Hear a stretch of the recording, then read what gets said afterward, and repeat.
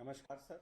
Sir sir मैं post budget webinars की श्रृंखला में आज सर एक पहली जो वेबिनार है ग्रीन ग्रोथ विषय पर, उसमें सर आपका हार्दिक स्वागत करता हूं सर। साथ ही सर इस वेबिनार में बहुत सारे मंत्रीगण भी सर जुड़े हैं, उनका भी स्वागत करता हूं। जितने भी हमारे इंडस्ट्री लीडर्स हैं, एक्सपर्ट्स हैं, हमारे राज्यों के साथी जुड़े हैं, उनका स्वागत करता हूं। और सर 13 मंत्रालयों के इसमें लोग जुड़े हैं, उनके सभी सचिवों का, उनके सहयोग का स्वागत करता हूं। सर आपने हमें दो मुख्य लक्ष्य दिए हैं। पहला सर, अमृत काल के पूर्ण होने तक 2047 में भारत को एक विकसित देश बनाना है, जिसके लिए इकोनॉमिक ग्रोथ सर हमारा सर्वोपरि लक्ष्य है, जिसमें ग्रोथ और जॉब क्रिएशन सर किया जाना है। सर एक अनुमान आज प्रकाशित हुआ है आईएमएफ के हवाले से, 2023 में सर पूरे विश्व में जो ग्रोथ होगी उसमें से 15% का योगदान भारत देगा। सर दूसरा आपने मुख्य जो हमें गोल दिया है सर, वो है कि 2070 तक हमें नेट जीरो बनना है। सर इसके लिए हमें अपनी ग्रोथ को ग्रीन ग्रोथ सर इंश्योर करना होगा। सर ग्रीन ग्रोथ के विषय में जो हमारा बजट सर प्रस्तुत किया गया संसद में, उसमें सर ग्रीन ग्रोथ एक सप्तऋषि यानी कि जो मुख्य प्रायोरिटी उसमें से एक है। और सर इसके संबंध में कई पाथ ब्रेकिंग अनाउंसमेंट्स किए गए हैं, जो न केवल एनर्जी सेक्टर के हैं, उसके बियॉन्ड किए गए हैं। सर इस वेबिनार में हम 12 बजट अनाउंसमेंट्स के बारे में चर्चा करेंगे, जिसके क्रियान्वयन में 13 मंत्रालय सर लगे हुए हैं। और सर इसमें हम लोगों ने निजी क्षेत्र के सभी मुख्य प्रतिभागियों को आमंत्रित किया है, राज्यों को आमंत्रित किया है। कुल सर इस समय 500 से अधिक सर हमारे साथ हमारे इनवाइटीज सर इस वेबिनार में जुड़े हैं। सर बहुत संक्षेप में जो 12 बजट अनाउंसमेंट्स हैं वो, और जो हमारा फर्टिलाइजर्स का बैलेंस प्रयोग किया जाना उससे संबंधित है। सर्कुलर इकोनॉमी को बढ़ाते हुए वेस्ट टू वेल्थ प्लांट्स लगाए जाने हैं। सर एनर्जी एफिशिएंट और लेस पॉल्यूटिंग ट्रांसपोर्ट के लिए कोस्टल शिपिंग को बढ़ावा देना है, और पुराने जो व्हीकल्स हैं उसके लिए उनको स्क्रैप करने की नीति पर चर्चा होनी है। सर पर्यावरण के क्षेत्र में green credit programme, mangrove plantation in coastal areas, और सर वेटलैंड्स का ऑप्टिमम यूटिलाइज करके कैसे हम लोग लाइवलीहुड को बढ़ावा दे सकते हैं, इस पर चर्चा की जानी है। सर हम लोग इस प्लेनरी सेशन में आपके संबोधन के बाद 6 ब्रेकआउट सेशन में सर इसमें चर्चा करेंगे, और अंत में फिर से सभी जो रिकमेंडेशंस आएंगे उसको सर हम लोग इकट्ठा करके प्रस्तुत करेंगे, ताकि बजट अनाउंसमेंट्स के सर इफेक्टिव और टाइम बाउंड इंप्लीमेंटेशन के लिए एक्शन प्लान सर आज तैयार किए जाएंगे। सर इस स्वागत के साथ मैं आपसे अनुरोध करता हूं कि सर कृपया हमें संबोधित करने की कृपा करें सर।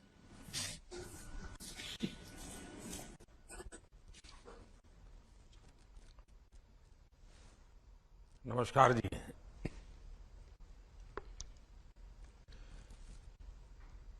दो 2014 के बाद से भारत में जितने भी बजट आए हैं उनमें एक पैटर्न रहा है। पैटर्न ये है कि हमारी सरकार का हर बजट वर्तमान चुनौतियों के समाधान के साथ ही न्यू एज रिफॉर्म्स को आगे बढ़ाता रहा है। ग्रीन ग्रोथ और एनर्जी ट्रांजिशन के लिए भारत की रणनीति के 3 मुख्य स्तंभ रहे हैं। पहला, रिन्यूएबल एनर्जी का प्रोडक्शन बढ़ाना। दूसरा, अपनी अर्थव्यवस्था में फोसिल फ्यूल का इस्तेमाल कम करना।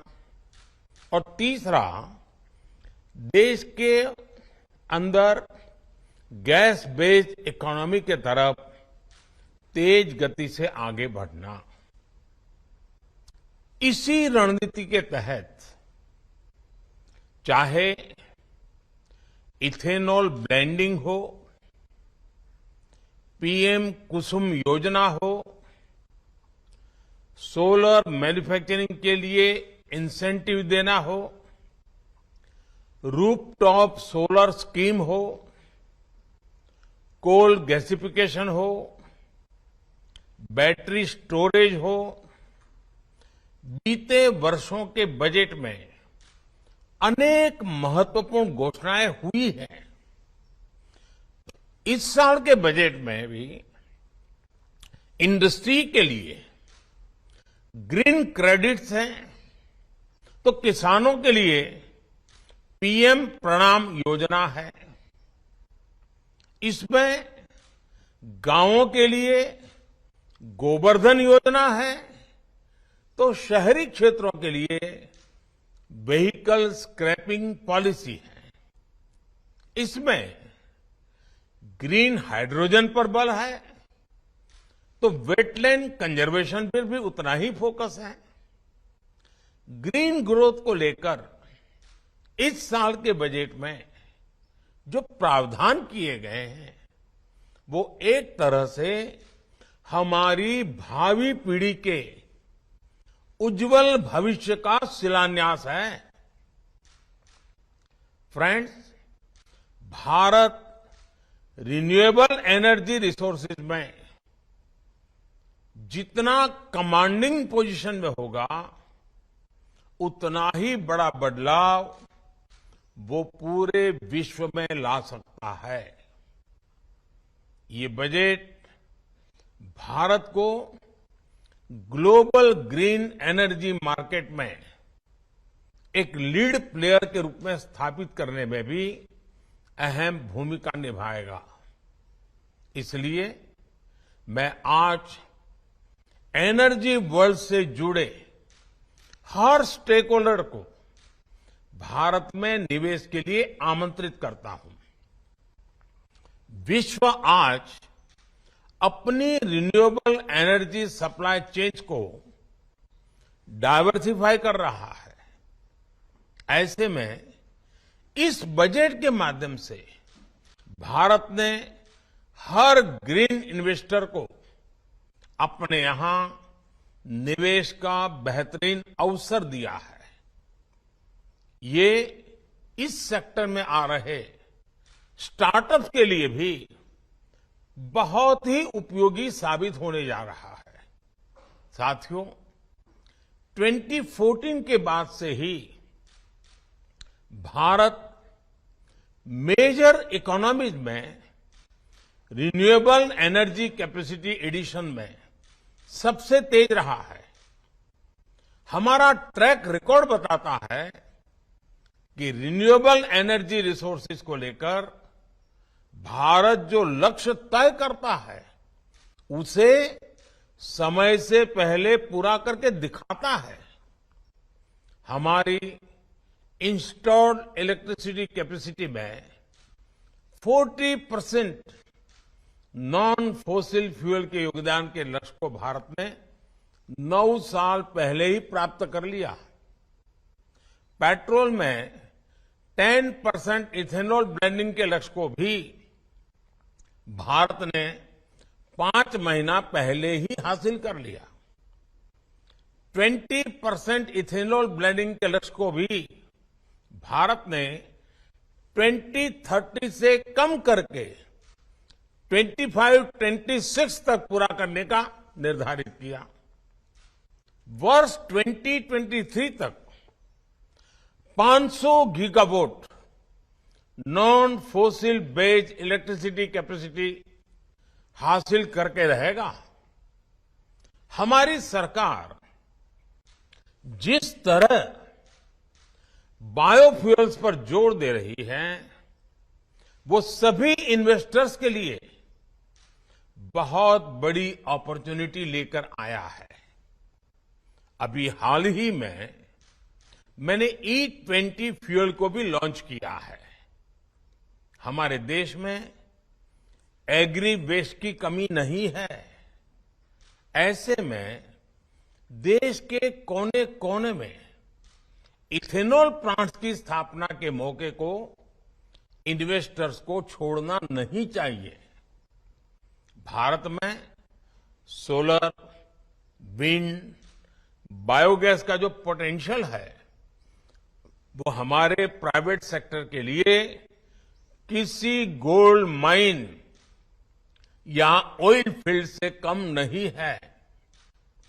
Friends, national green hydrogen mission के माध्यम से भारत हर साल 5 MMT ग्रीन हाइड्रोजन के प्रोडक्शन का लक्ष्य लेकर चल रहा है।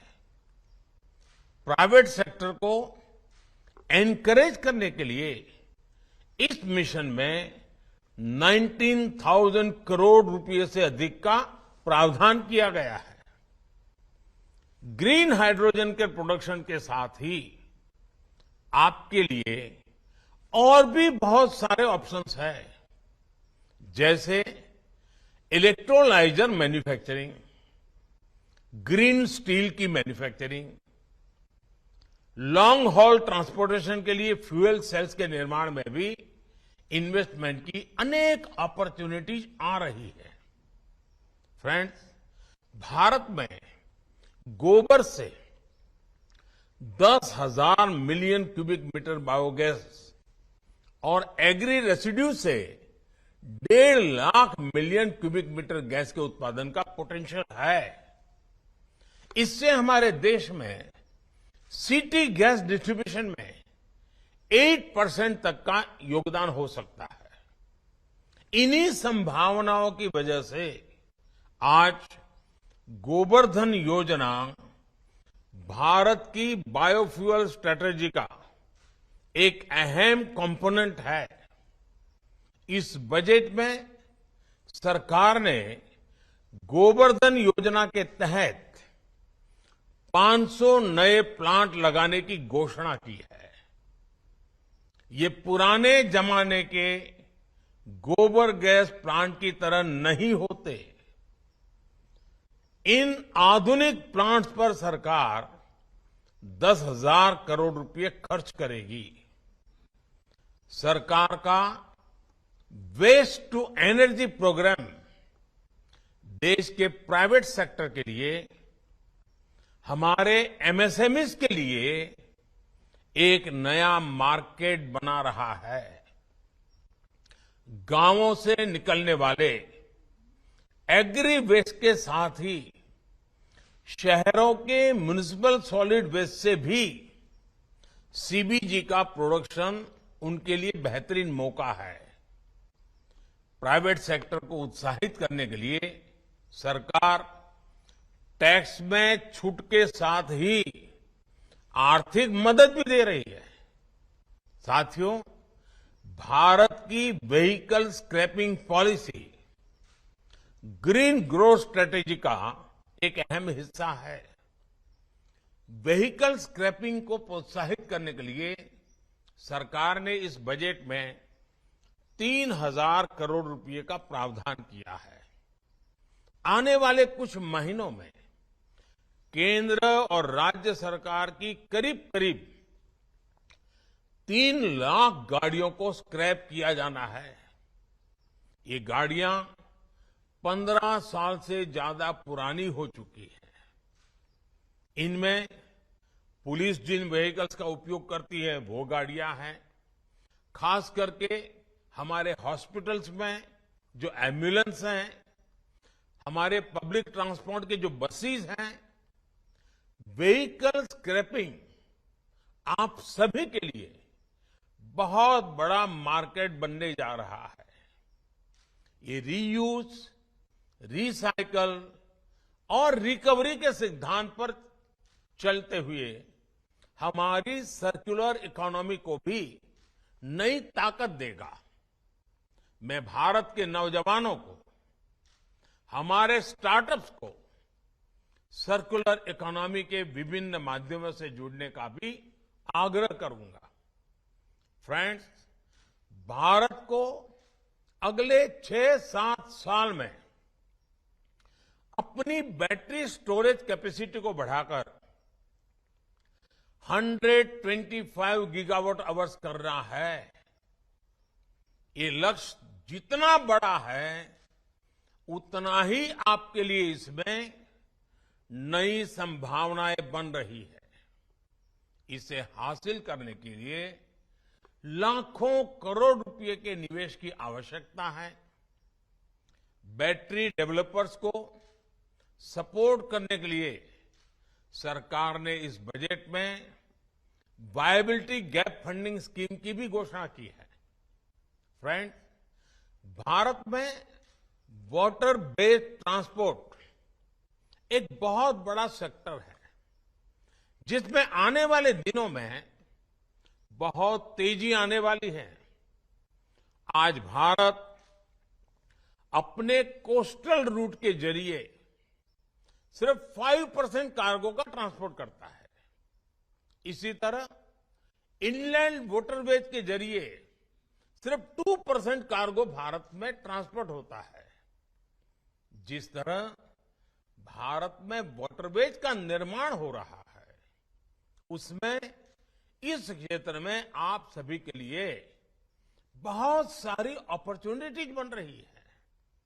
साथियों, भारत ग्रीन एनर्जी से जुड़ी टेक्नोलॉजी में दुनिया में लीड ले सकता है। ये भारत में ग्रीन जॉब्स को बढ़ाने के साथ ही ग्लोबल गुड में भी बहुत मदद करेगा। ये बजट आपके लिए एक अवसर तो है ही, इसमें आपके भविष्य की सुरक्षा गारंटी भी समाहित है। बजट के हर प्रावधान को अमल में लाने के लिए हमें तेजी से काम करना है, मिलकर के काम करना है। आप सभी आज के इस वेबिनार में बहुत गंभीरता से चर्चाएं करेंगे। ये बजट पर की चर्चा बजट में क्या होना चाहिए था, क्या नहीं होना चाहिए था, इसके संदर्भ में नहीं है। अब बजट आ चुका है, संसद में ऑलरेडी पेश हो चुका है। अब हम सब ने मिलकर के, सरकार ने और देशवासियों ने मिलकर के इस बजट की एक एक चीज को बहुत ही अच्छे तरीके से कैसे लागू करें, नए नए इनोवेशंस कैसे करें, देश में ग्रीन ग्रोथ को हम कैसे सुनिश्चित करें। आपकी टीम इसके लिए आगे आए। सरकार कंधे से कंधा मिलाकर के आपके साथ चलने के लिए तैयार है। मैं फिर एक बार इस वेबिनार के लिए समय निकालने के लिए आप सभी निवेशकों का, स्टार्टअप वर्ल्ड के जवानों का, एग्रीकल्चर फील्ड के लोगों का, एक्सपर्ट्स का, एकेडमिशियंस का हृदय से बहुत बहुत स्वागत करता हूं और इस वेबिनार की सफलता के लिए अनेक अनेक शुभकामनाएं देता हूं।